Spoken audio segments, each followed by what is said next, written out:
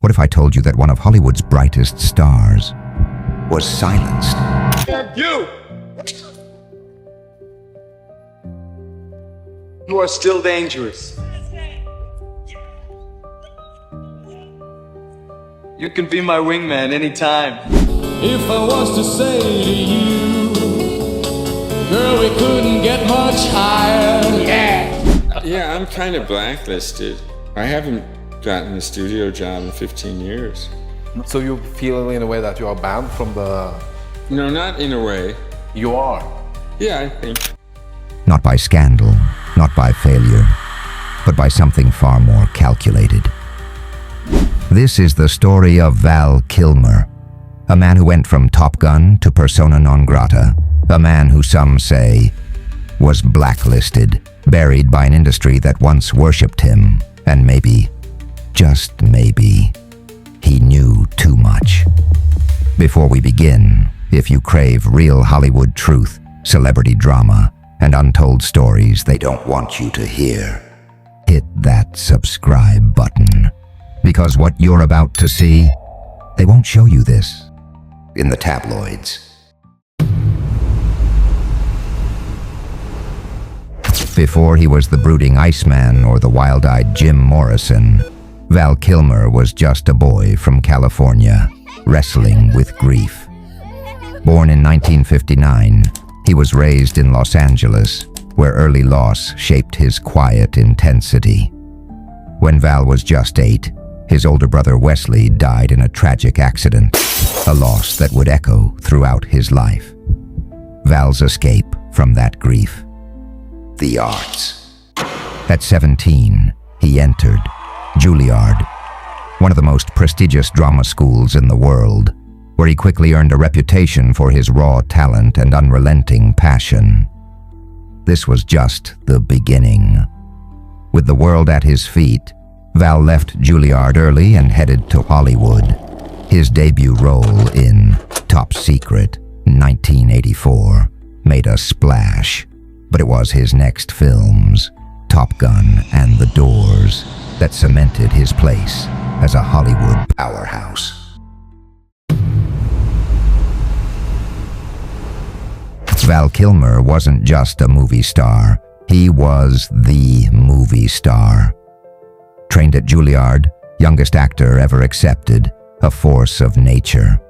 He lit up the screen in the 80s and 90s with that trademark smirk, raw talent, and a haunting intensity. By the time he played Iceman in Top Gun, Hollywood was sold. He had it all: talent, range, mystery. Even when he clashed with producers or ignored scripts, the camera adored him. Then came The Doors, where he didn't just act as Jim Morrison, he became him. So convincing, so consumed, that he needed therapy afterward to separate himself from the role. I made an audition tape where I sang the songs myself. Give a color, 100 hues, a rich Mandela for me and you.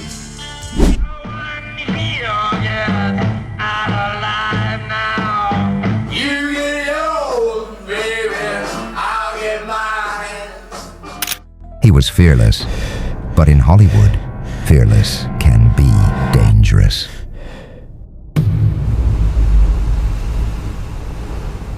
In 1995, Val landed the dream role, Batman. But what looked like a peak was really the beginning of the end. Behind the scenes of Batman Forever, Kilmer clashed with everyone.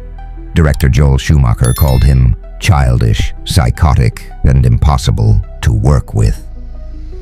Crew members confirmed he was rude, confrontational, even violent.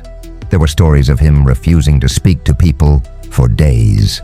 It introduces the Robin character.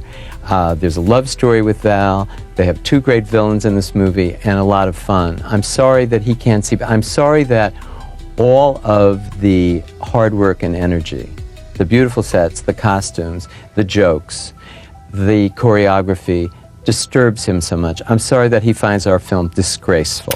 By Batman and Robin, he was gone, replaced by George Clooney without warning. No explanation, no press statement, just gone. I had ideas, insecurities, obviously, about myself that I projected onto the movie business. Just the sounds coming out of my mouth. It was just absurdly unrealistic. So apparently, I have an evil twin. Was he fired? Did he quit? Depends who you ask. But the studio had made a decision. Val was no longer welcome. Here's where it gets dark. Kilmer himself later admitted he believed he was blacklisted. Do you think that people found it difficult to work with you because of that? Yeah, what's the one past difficult? Impossible? Impossible. Yeah, I'm kind of blacklisted. I haven't gotten a studio job in 15 years. Not for bad behavior, but for asking questions, for challenging directors, for speaking up about artistic integrity in a business built on silence and obedience. So you feel in a way that you are banned from the... No, not in a way. You are? Yeah, I think. Yeah. Are your goal to get back or? Yeah, I'd love to. I've always watched movies and wondered what I'd be like in that part. And the timing? Disturbing. His downfall lined up exactly with the release of Eyes Wide Shut, Stanley Kubrick's final film, which critics say exposed the elite underbelly of Hollywood. Secret societies, rituals, power games.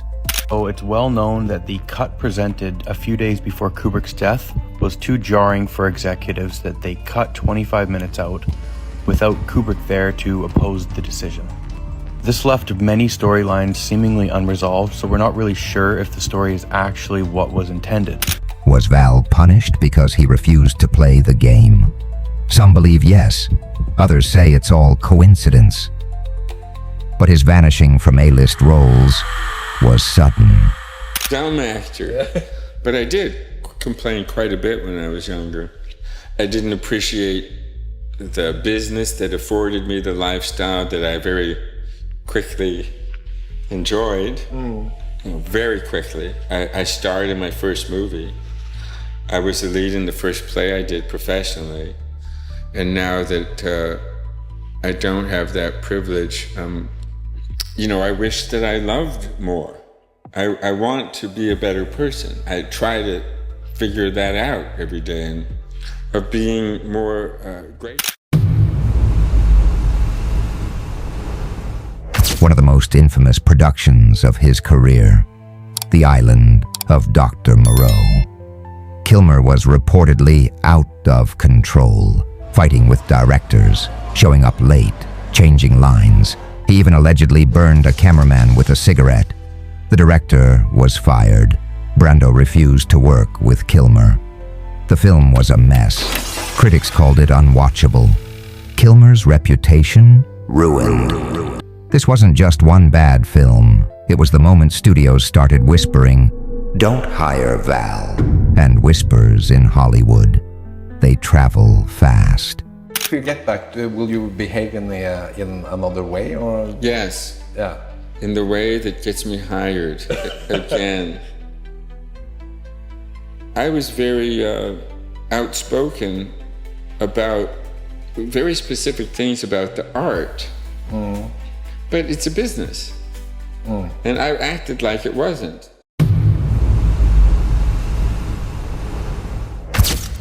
In 2015, life hit even harder. Kilmer was diagnosed with throat cancer.